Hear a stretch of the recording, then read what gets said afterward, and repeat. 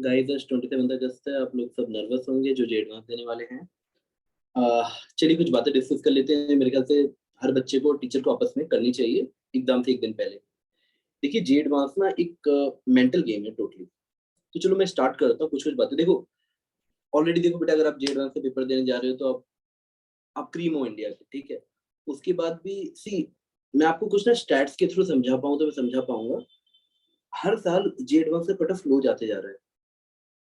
देखिए जो सीरियस लेन है ना, वहाँ बच्चे बहुत कम होते जा रहे हैं, trust me. The influence of mobile and everything has brought to number of serious kids to very, मतलब ऑल टाइम लो। जितने सीरियस बच्चे हैं वो बहुत लो हैं। तो getting into IIT is not a big thing these days. लेकिन अगर हम लोग पेपर देते वक्त कुछ चीजों का ख्याल रखें तो हम अच्छी ब्रांच और अच्छा पुराना कॉलेज टारगेट कर सकते हैं। चलो हम स्टार्ट करते हैं बेटा। देखिए हम लोग इसको एक एक्रोनिम में डालेंगे स्मार्ट से। S for score maximisation. जो भी जे एडवांस का पेपर दे रहा है ना, उसके दिमाग में दो चीजें चलती हैं भाई। पहली चीज, वहां क्वेश्चंस वैसे ही आएंगे जो आपको एंगेज करेंगे, बट आप प्रोडक्टिव नहीं रहेंगे। You will be engaged. आप क्वेश्चन सॉल्व कर रहे हो, आंसर मैच नहीं कर रहा है। और दूसरा दूसरा दूसरा क्या है, आपने क्वेश्चन सॉल्व किया, आंसर आ गया, आप आगे बढ़ गए। और जो सेकंड वाला है वो तब आता है जब बच्चा दिमाग लगाए कि किस क्वेश्चन को पहले करेंगे, किस ऑर्डर में करेंगे। तो चलो मैं समझाने की कोशिश करता हूँ। मैं वैसे तो मैंने पूरा डिटेल करके डिस्क्रिप्शन में आपको पीडीएफ बना के दे दूंगा लिख के। लेकिन मैं आपको ऐसे समझाता हूँ, जहां पे भी आपको लग रहा है सिंगल इंटीजर, सिंगल आंसर, मतलब एमसीक्यू में सिंगल करेक्ट टाइप का हो, आप उसको पहले करो। बट जहां पे भी आपको लग रहा है ना कि मल्टीपल करेक्ट है या डेसिमल में 2 डिजिट तक है, तो हम उसको बाद में करेंगे। इससे क्या होगा, आप जब करोगे ना तो सिर्फ जे एडवांस में एक्यूरेसी चाहिए होती है। तो आपकी एक्यूरेसी बहुत हाई रहेगी इस सेंस में। तो वैसे हम इसको कैटेगराइज करके भी बहुत अच्छे से लिख सकते हैं कि सबसे पहले क्या करना चाहिए, उसके बाद क्या करना चाहिए।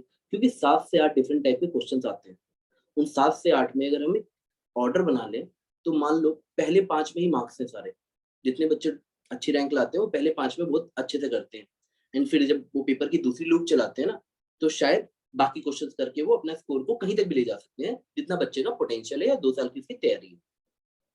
तो फर्स्ट फॉर स्कोर मैक्सिमाइजेशन आपको एक ऑर्डर फॉलो करना पड़ेगा, जिसमें हम लोग ऐसे क्वेश्चंस पहले करेंगे जिसमें चांसेस ऑफ एरर कम होंगे। आपके गेस वर्क आपको नेगेटिव की तरफ नहीं ले जाएंगे, जैसे सिंगल करेक्ट वाली की बात कर रहा हूं मैं। चलो हम आगे बढ़ते हैं।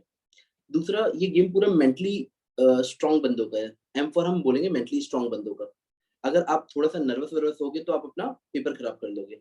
तो आज के दिन आपको वैसे ही फील करना है कि जैसे लाइक कल मैं एक बैटल जीतने जा रहा हूँ। बिल्कुल। और ट्रस्ट नहीं बेटा, सिर्फ 1,60,000 बच्चों ने रजिस्ट्रेशन किया है। 25,000 टॉप में वो क्वालिफाई करते हैं। और ट्रस्ट में उन 1,60,000 बच्चों में जिसने रजिस्ट्रेशन किया है, जो सिर्फ 40-50,000 बच्चे हैं, उन्हीं को पता है कि मॉक वॉक दे के आए हुए एक दो बच्चे, मतलब वो थोड़ा सा पैटर्न जानते हैं। बाकी बच्चे तो बस, हाँ वो जेईएमएस में अपीयर हुए थे, मार्क्स आ गए हैं, वो जेईएमएस देने जा रहे हैं विदाउट एनी प्रॉपर प्लानिंग। तो सिर्फ 50,000 टॉप बच्चों में फाइट है और 25,000 में आना है। यानी हर बच्चा जो भी 4-5 मॉक दिया वो तो सिंसियर बच्चों में आता है, ऑलरेडी टॉप 30,000 में आता है। तो अगर आप उन, जहां तक मैं आप लोग को जानता हूँ, आप वो सिंसियर बच्चों में आते हो जो मॉक्स दे रहे हो, आप आखिरी दिन तक फाइट कर रहे हो। तो चलो बेटा, मेंटली स्ट्रांग रहने के लिए आपको सबसे पहले एक चीज समझाता हूँ। पेपर के बीच में इट विल हैपन कि 2 to 3 back to back question one after another आपको नहीं आएंगे। एंड दैट्स परफेक्टली नॉर्मल, बिल्कुल नॉर्मल है। क्योंकि उसके बाद वाला आएगा। हो सकता है 3 क्वेश्चन तक चले, 4 क्वेश्चन तक चले, but you need to have guts to skip the questions. आपने जहां ईगो लाई कि नहीं मेरे से कैसे क्वेश्चन सॉल्व नहीं हो रहा, ये टॉपिक तो मेरा फेवरेट था, तो वो आपका आधा घंटा कब खा जाएगा आपको पता ही नहीं चलेगा। आपको इजी करना है पहले, एवरेज करना है पहले, और आपको आंसर लाना है भाई। आपको वहां ईगो नहीं पानी है बेटा। इसके बाद हम चलते हैं मेंटली स्ट्रांग में सेकंड पार्ट में। मैंने हर साल देखता हूँ ना कि कुछ बच्चे हैं जो पेपर 1 बिल्कुल खराब कराते हैं। मतलब I have seen as low as 21 marks एक बच्चे का है, और अगले ही पेपर 2 में उसके 115 या 16 के करीब मार्क्स आए थे। तो अगर बच्चे ऐसा कर पा रहे हैं तो मतलब क्या है इसका बेटा, कि हम एक पेपर से जज नहीं कर सकते। वहां 2 पेपर हो रहे हैं और दोनों के यूनियन सेट मिला के मार्क्स जोड़े जाएंगे। ना सब्जेक्ट का कट ऑफ, ना टोटल कट ऑफ, उनको टोटल मार्क्स से मतलब है। तो अगर आपने अपना ध्यान ऐसे दिया कि सर मुझे दोनों पेपर के बाद तक एनर्जी, मतलब दोनों पेपर तक एनर्जी बना के रखनी है।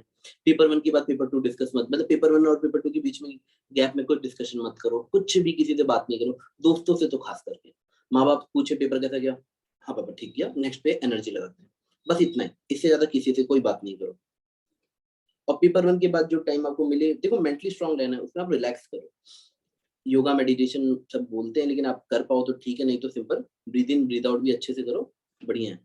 और हैवी लंच करने की जगह कुछ ऐसा छोटा मोटा चीज खाओ जो आपको एनर्जेटिक भी रखे और कोई दिक्कत भी ना हो। लाइक आप सिंपल बनाना खा सकते हो, एप्पल खा सकते हो, एक दो वैसी चीजें जो आपको बिल्कुल हैवी लंच की तरह ना फील कराएं। क्योंकि भाई 6 घंटे तक ब्रेन हमारा बहुत चालू होता है, जब 3 घंटे दिमाग लगाओगे ना तो आपको इशारा करेगा थोड़ी देर रिलैक्स कर लेते हैं, और वो मतलब नींद लाना या कुछ आपकी ब्रेन एक्टिविटी को स्लो कर सकता है। तो उस चक्कर में अगर आपने ज्यादा हैवी खाना खाया तो और सपोर्ट मिलेगा सोने वाले को, प्रोसेस को, तो आप ऐसा मत करिएगा।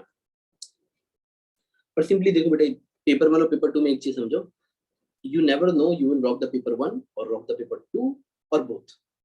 लेकिन लेट मी टेल यू, एक भी पेपर फोड़ के आओगे तो यूर इन आईआईटी, मतलब दोनों फोड़ के आना।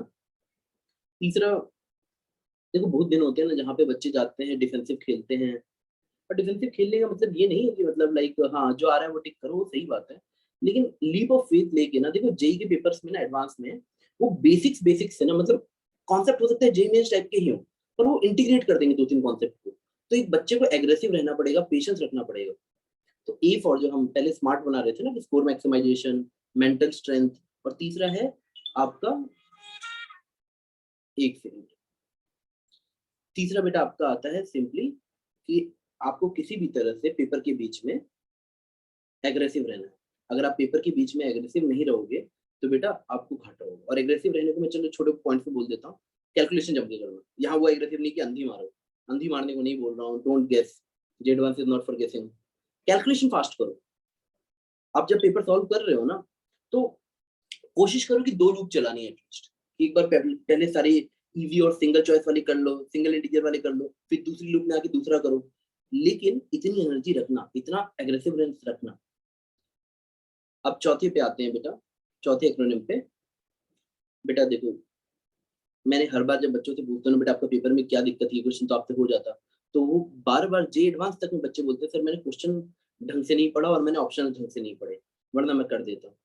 जे एडवांस लैंग्वेज का भी खेल है, तो थोड़ा सा जम के पढ़ना। वो कहाँ अप्रोक्सीमेशन लेने को बोल रहे हैं, किस केस की बात कर रहे हैं, एक शब्द आपने गलत पढ़ा और आप कोई और केस सॉल्व कर दोगे। स्पेशली फिजिक्स में अगर आपने एक वर्ड भी दाएं बाएं पढ़ा, आप कोई और केस सॉल्व कर रहे होगे। तो रीड ऑप्शंस वेरी केयरफुली। बेटा पांचवा तो मैं बोलता हूँ लाइफ के लिए याद रखो, टी फॉर ठंडा दिमाग। हमें स्मार्ट एक्रोनिम बनाना था, टी फॉर ठंडा दिमाग।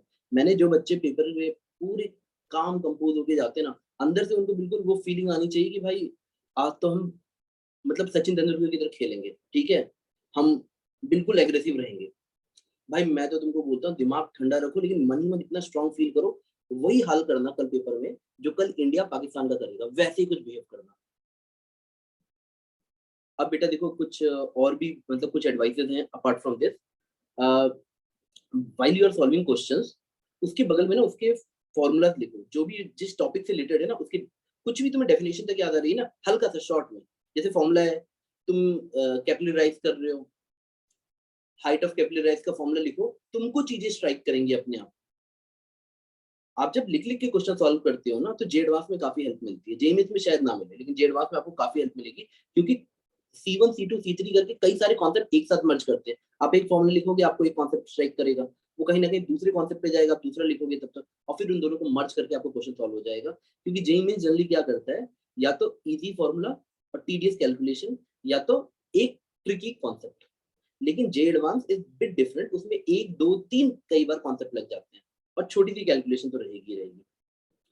एक और एडवाइस है जो बच्चे सीरियसली नहीं लेते हैं, आप ना थोड़ा ना जब पेपर के बीच में देखो मेरी सारी बातें उन्हीं बच्चों के लिए जो मन से पेपर देने जा रहे हैं, जिनको पता है कि हाँ वो एडवांस निकालने जा रहे हैं।